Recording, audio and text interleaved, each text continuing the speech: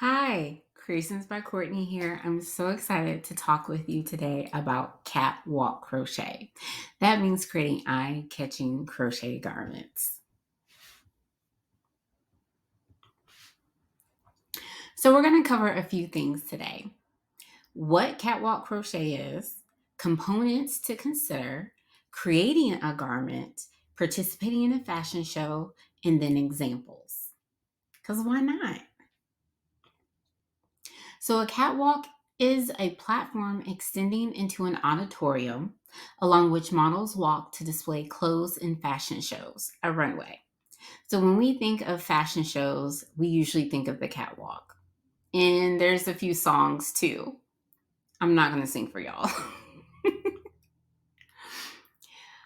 Now, when it comes to catwalk crochet, I had to get creative with this. I did a Google search, not a lot came up. Crochet fashion absolutely does, but catwalk crochet is a new term. And so I hope you like what I came up with.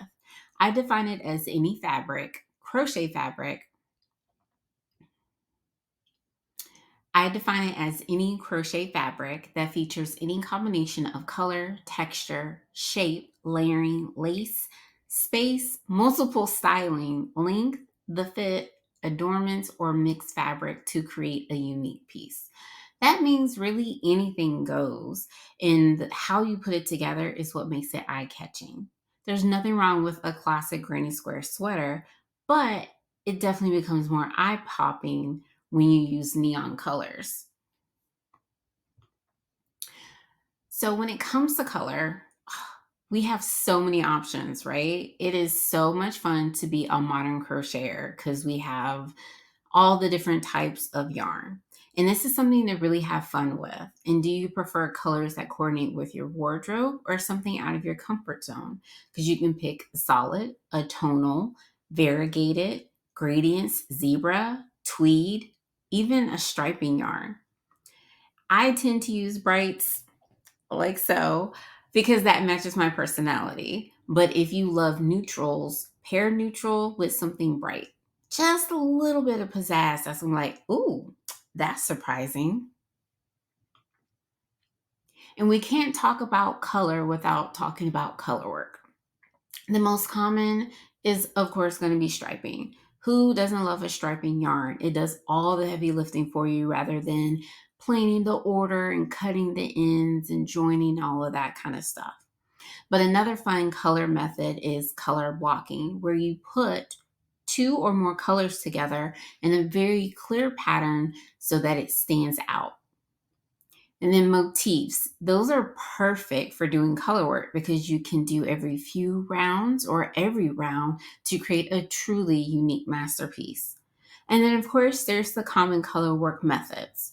Intarsia is similar to a paint by numbers, in which each color is not carried, but you work from a separate ball.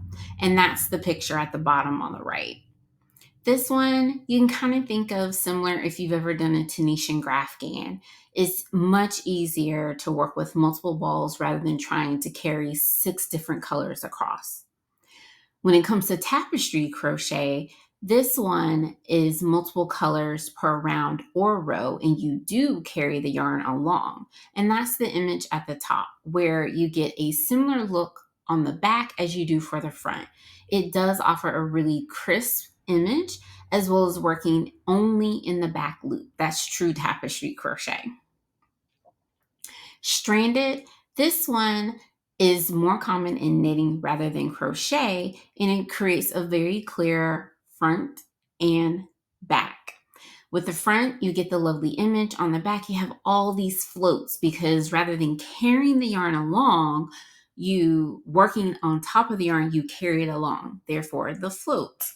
The issues with the floats is that it can catch on buttons, your fingers, and other things. And hello, I'm clumsy. So I tend not to do a traditional stranded project because I know I'm going to get myself tangled. And then we have mosaic. Mosaic has been around for a while, but it is definitely picking up in popularity because it is so fun and relatively easy. You create these detailed images, but you only work with one color per row or round. Now, it does involve cutting the yarn, but if you're working in the round, you just carry it up the seam.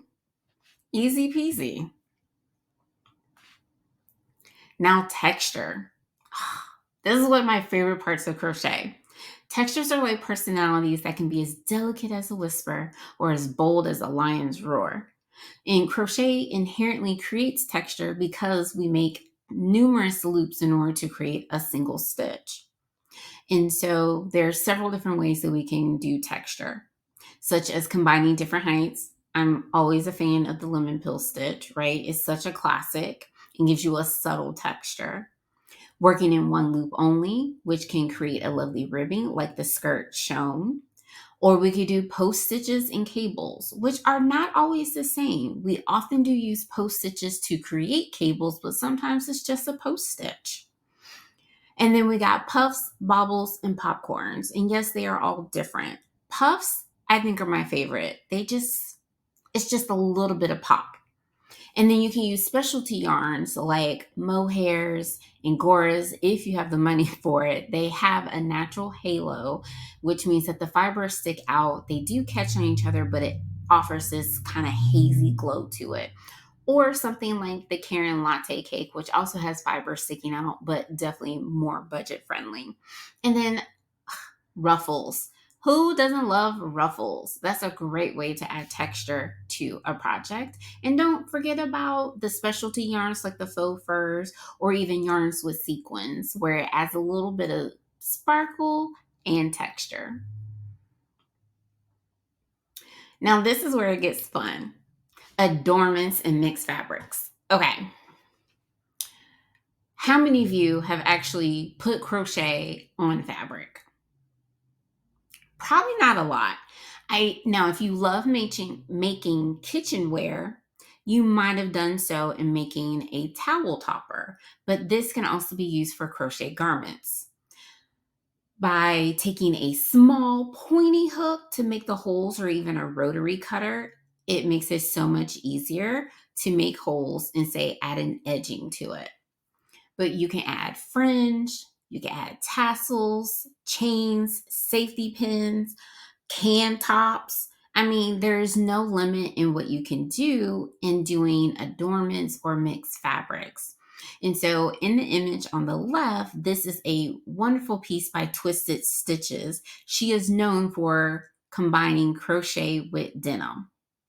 You can even add eyelets, ribbon, I mean, name it. If there's a way to attach it, you can definitely incorporate it in your catwalk crochet garment. Now, shapes. No, I'm not referring to shaping. That is an important part in making a crochet garment. But I'm talking about basic shapes. From circles to squares to rectangles. That's how most of us create our first garment, is with a square or a rectangle. But we can use it in non-traditional ways to create a brand new look. We can use triangles or variations of triangles, hexagons, pentagons, trapezoids, really any polygon. And when you think about freeform crochet, that is probably one of the first eye-catching crochet techniques that most of us were familiar with, but may not have been brave enough to try. But also we can create shape by changing the length of the hemline, such as it being short in the front, long in the back, or maybe gathering, such as the images shown. And the multicolored with the yellow, that's a wonderful piece by BNHO Crochet. He's based in Barbados and makes amazing, amazing pieces. So really, there's no limit. I mean, in this example here, I did a modified triangle to create the body pieces for a cardigan. And in this skirt and top, that's a piece by Cozy Rosie UK. She took a square, turned it on the side so it looks like a diamond, and then did diamond motifs together to create this eye-catching ensemble. And then on the top right is the Radiant Pentagon Poncho. This is something I designed for my twin girls because they love color and they love my yarn, and I'm trying to keep them from stealing my stuff. But I used a pentagon and did different colors plus some texture to create something that's easy for them to wear on chilly days. Now let's talk about lace and solid fabric. It is so much fun to mix the use of space, right? Lace is a classic way to create drape within a fabric. And drape refers to how it hangs or how it will move with the body. If we use all solid stitches, there's going to be less drape, which means that the fabric is going to be stiffer. But this is where you can mix pieces, mix solid and lace for a really unique drape and a unique look. And of course, we know the mesh stitch, that's the most basic, where you crochet in one stitch and then chain one and skip one and then repeat all the way, right? But then there's things like the classic pineapple lace. We got filet crochet where you can create images. That could be so much fun, especially say along one side of a sweater or even for the back of a cardigan. We even have broomstick lace, which, I mean, gosh, it's a little fiddly having to make broomstick, but it is a beautiful thing that you can mix with standard crochet stitches. And even with the standard crochet, we all started with a single crochet, right? Link stitches, they're kind of like Tunisian, but a little bit different, but that creates a nice solid fabric, but can have drape if you use a hook that's large enough and over and a thinner yarn. And then even Tunisian crochet. Tunisian is often thought of as a very thick fabric, but there's even Tunisian lace. And so again, you can combine Tunisian with standard crochet and forms of lace, and bada boom, bada bing, you're on your way to making a catwalk crochet piece. Now, what's more versatile than a garment that could be worn numerous ways? Nothing.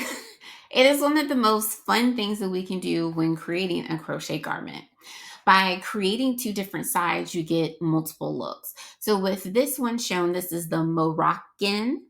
Yes, I love playing with words. Ponchette, Moroccan sunset ponchette.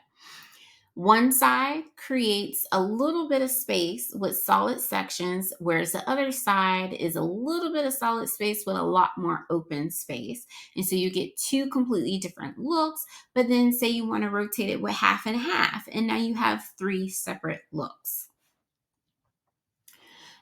And so, although we're talking about typical garments, let's not forget to show some respect for a gorgeous crochet wrap.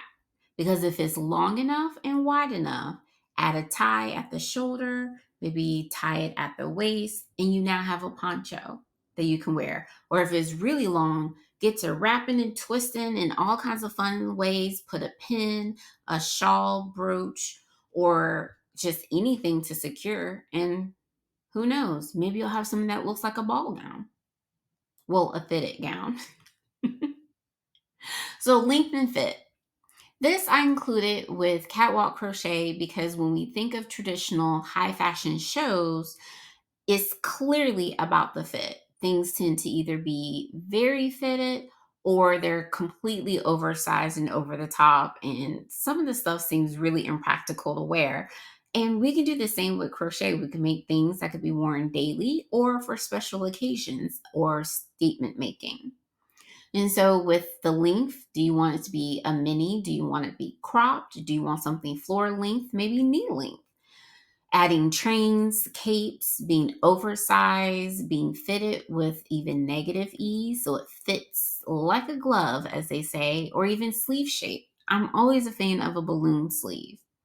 And so, if you're not sure what ease is, it refers to the space between the body and the garment. And negative ease means that the measurements are less than the body. Zero ease is the same measurement. Positive ease is more than the body. So, it's kind of like the space between you and the fabric. Ease is fun because it's easy. Okay, sorry, that was a bad joke. Okay, so on to the fun stuff. Let's talk about creating your first catwalk crochet design. So in this image here is my poncho, which Cookie is wearing. Doesn't she look great? This is the fall winter look with a turtleneck. This was inspired by Beyonce. I am a huge Beyonce fan. And when she did the visuals for Black is King, there was all kinds of sparkle. And I saw this lovely poncho, which was inspired by crochet motifs by this designer, but it's all crystals and rhinestones. So I was like, well, I have to do a crochet version. And this is what I came up with in order to see her in concert at Renaissance. And so think about what inspires you. Is it high fashion, nature, music, movies? I don't know. A book that you read. It could be anything that inspires you. And don't limit yourself. You always want to make a sketch because the picture we have in our mind may not always translate to crochet because of the height of the stitches that we work with. We can't make those minute changes like we would if we were sewing and able to cut fabric. You can find inspiration for the stitch patterns to use by gathering stitch dictionaries. And there's so many options out there, and don't limit yourself. Maybe make something that looks classic and Victorian with something that's completely new. Definitely make sure you have your stitch dictionaries. And so now we're going to go through a few of my designs and the story behind it. So this is the Sierra Swancho. In the images on the left, there is a small image. This I found on Pinterest. It was a poncho. The link didn't work because, that's how Pinterest can go sometimes. But I just loved how it draped on the person's body as well as the shape. It didn't look traditional, and this is what I came up with. I came up using a trapezoid. And I was hoping to do it seamless because I don't like seaming, but it worked out better to make two separate pieces to then put together. And this is what I came up with, mixing a solid fabric, which you see being worn in reverse in the image in the middle, and then where you see the lace in the center in the image on the right. And these are from two different fashion shows. The Kaleidoscope top. This was in collaboration with Progress, Hope, and Happiness. And these were the images on the right that I used for inspiration as well as the colors. We had boots and textures and layers and puffs. And I came up with this lace pattern. It came to me while sleeping one morning. And I was like, oh my gosh, this is it. It took some fiddling, but it was so much fun to combine this really open, airy lace pattern with link stitches. So you get two looks in one. And then the Kiera dress in set. Oh, this was a fun one. This was for Crochet Foundry, inspired by a balloon sleeve sweetheart crop top. I don't know about you. Crop tops are not really my style at this point in my life, but they are lots of fun, and we can make versions of crop tops without actually showing all the stomach. And so the original idea was going to have balloon sleeves with the dress. I decided to add a keyhole opening, and rather than use a traditional keyhole shape where maybe it's straight across or oval, I decided to go with a triangle. And I used the alpine stitch because it creates a lovely, lovely texture. And the final result was sleeveless at their request. And I think it came out wonderfully, as you can see in these images. One from Crochet Fashion Week. And this was the same size dress on two different models. And so I love how it looks oversized as well as being more fitted. And it's one of those perfect pieces for layering with a blouse, even a turtleneck, or even jeans and boots. And so, of course, I had to do a sweater and a skirt set to go with it because why not? And this is my opportunity to definitely add the sleeves, which were full of drama. And if I can figure out how to get the tulle to stand up just right, oh, baby, we're going to get some serious shoulder action.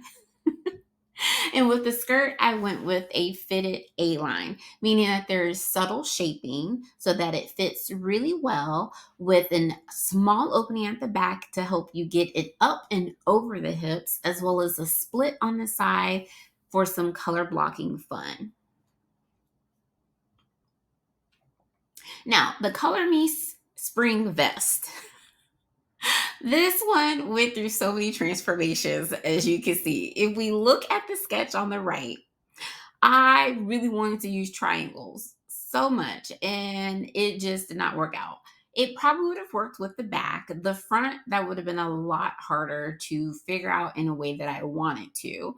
And then I went with maybe I'll use a square and a rectangle and seam them in a different way so it drapes.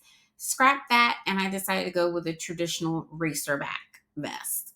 And I made it long and drapey because I really do want it to be a layering piece for warm weather.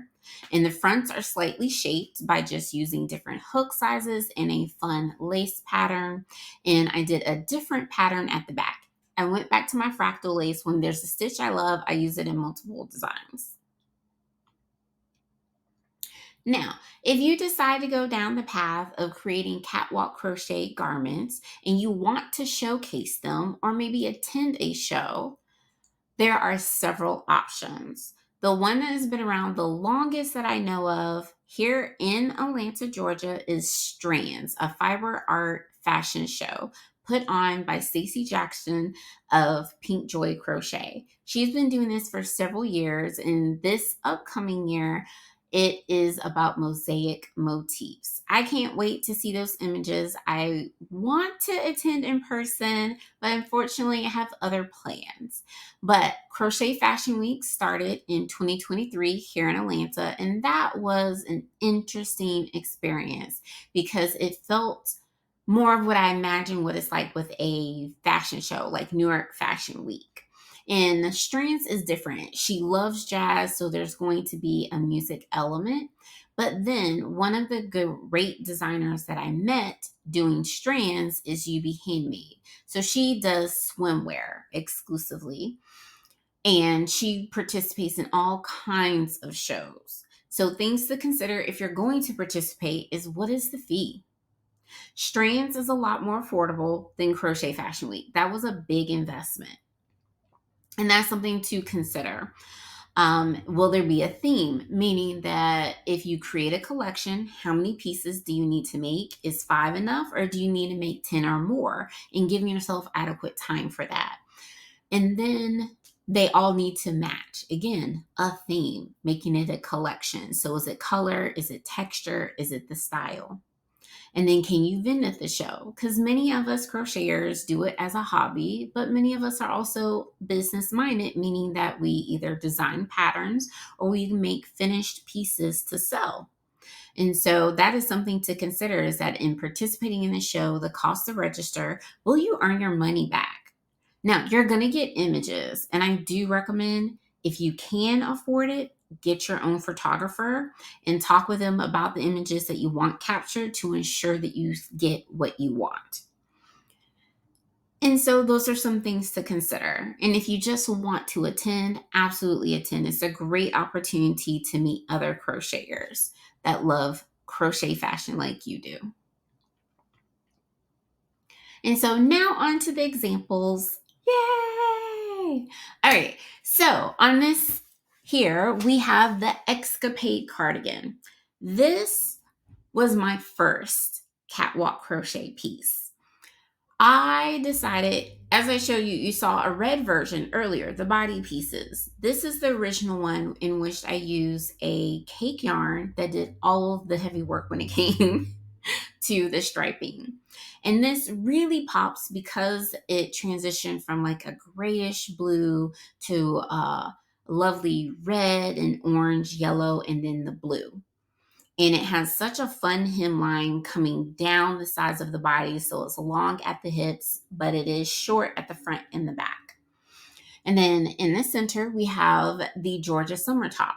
This is a top-down raglan shaping, but a little different than your typical, where it's solid along the top with a little bit of puff stitching, and then a lace pattern within the center on the front and the back, and solid on the sides to create an A-line silhouette. And then we have the Naomi skirt with the train, but worn as a cape. This one is a combination of texture and color and lace and length. I went with a mini skirt that is made to fit like a glove with comfortable stretch. And the train, in making it removable with a ribbon, you can wear it as a train or as a cape, as shown. Here we have images from amazing designers from Crochet Fashion Week. The first one is ATL Shoddy by Cakes Creation. It gives you that upscale feel while also being casual and ready for anything, pairing a classic Atlanta baseball cap with some fringe and some sparkle and some lace. Cakes Creation, she did her thing in this show. Next, we have a piece by B&HO Crochet. This one involves a message and ruffles to create a varying length of hemline, as well as a slit on the side of the skirt. And then we have the Funk Love skirt set by Twisted Stitches, in which she created the top and the skirt with crochet and added a denim heart and denim sleeves. Next, we have another piece by Twisted Stitches, the Rainbow Jogger Set. This definitely plays on a classic halter top shape, but with pops of color with the rainbow at the waist, the earrings, at the neckline, as well as along the bottom of the pants. Next, we have a piece by B&HO Crochet at the BMX 23 show. This one is such a fun set for men. If you can notice, the hem of the pants come in towards the ankles. The stitches are created at a diagonal. There's a little bit of lace. It looks almost as if he layered rectangles to create a simple silhouette that is definitely eye-catching. And then we have the butterfly dress by Cakes Creation. This was an absolute showstopper in person. She made 99 butterflies and attached them by hand to represent her grandmother, who she unfortunately lost right before the show. So this stunning piece was an ode to her grandmother. Also by Cakes Creations. And then here, oh wait for you to hear the audio.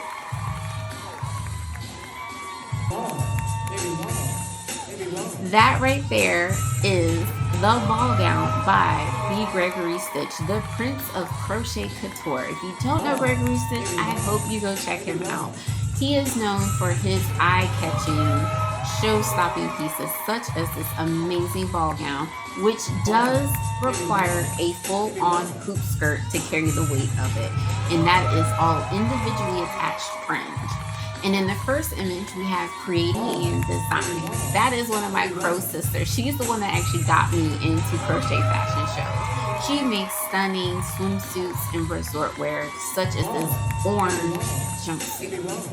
And then in the last image here, we have a bridal gown, a cardigan, swimwear, all by Monica Lynn Sadler. She participates in 2 to 3 bridal shows each year and makes amazing work that fits so well. And if you want, definitely take a screenshot of this, but I also included the information within your handout. Here are some of the Catwalk Crochet designers to check out. These folks, I've met most of them because I had the wonderful opportunity to work with them with Crochet Fashion Week. And some of them I look up to, like Namaste and Crochet. Her stuff is absolutely amazing. Everyone's work is absolutely amazing. And if you watched Tamron Hall, you might have seen Angel Love Crochet Company on there. How awesome is it that we are being featured on nationally syndicated shows with our crochet? I can't wait to see what you come up with. And I hope that we stay in touch. I can be found everywhere as Creations by Courtney, especially at my website, by email, Instagram, Facebook, YouTube, and TikTok. Again, don't forget to sketch. Don't set any limits for yourself. Get busy making your first catwalk crochet garment.